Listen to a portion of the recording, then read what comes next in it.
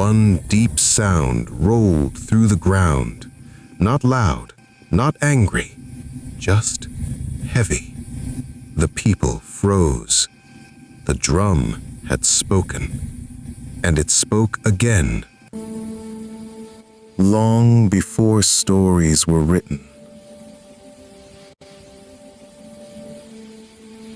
before names were carved into memory, there was a village that trusted the sound of drums more than the words of men. The village was called Koro.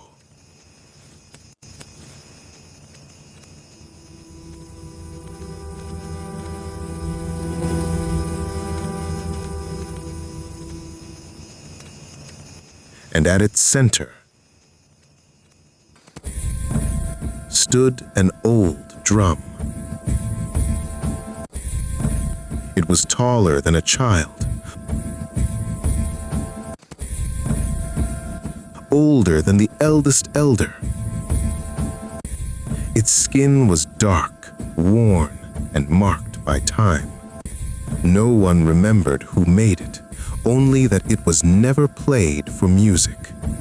The elder said the drum did not entertain, it answered, and so it was kept silent. Each year, when the moon grew round and heavy in the sky, the people of Koro gathered in a circle. No singing, no dancing, only listening. Because this was the night when truth became too heavy to hide. That year, the village was uneasy. Crops had failed.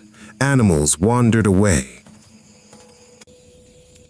Neighbors looked at one another with quiet suspicion.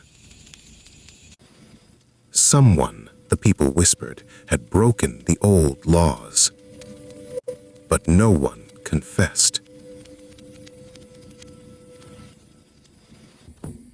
The chief stood before the drum. His voice was steady, but his shadow trembled in the firelight. "If there is a lie among us," he said, "let the drum speak." The people stepped back. The drum was uncovered, and for a long moment, nothing happened. The wind passed through the village. Fire crackled. Insects hummed. The drum remained silent. Some people relaxed. Some smiled. Then, boom, one deep sound rolled through the ground. Not loud, not angry, just heavy. The people froze. The drum had spoken, and it spoke again.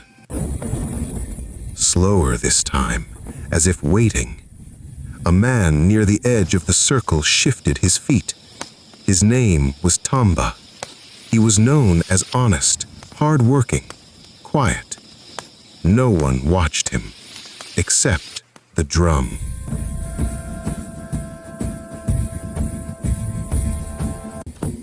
The chief called out, "If there is a lie among us." Silence. The drum waited. Then, boom. The sound did not echo this time. It sank. Tamba swallowed. He remembered the night months ago when hunger whispered louder than pride. He remembered taking grain meant for all, telling himself it was only temporary. He remembered planning to return it. But time passed, and the lie grew roots. The drum sounded again. Boom. Closer now. Not louder. Closer. Tamba's heart raced. The people began to murmur. Not accusations, not anger, only realization. Because the drum did not accuse, it revealed. Tamba stepped forward. His voice shook. I took what was not mine. The night seemed to breathe. No one spoke. The drum was silent, not because it was finished, but because the truth had arrived. The chief nodded slowly. Truth, he said, does not shout. It waits. The elders approached Tamba, not to punish, but to restore. At dawn, Tamba returned the grain. He worked the fields longer than any man. He shared his harvest first. The village healed. And the drum? It was covered once more, silent, patient. The elders taught the children. The drum does not belong to the past. It listens, and when lies grow heavy, it reminds the earth to speak. Even now, they say, if the night is quiet enough and the moon is watching, you can hear a deep sound beneath the ground. Not a threat, not a warning, just the truth, waiting.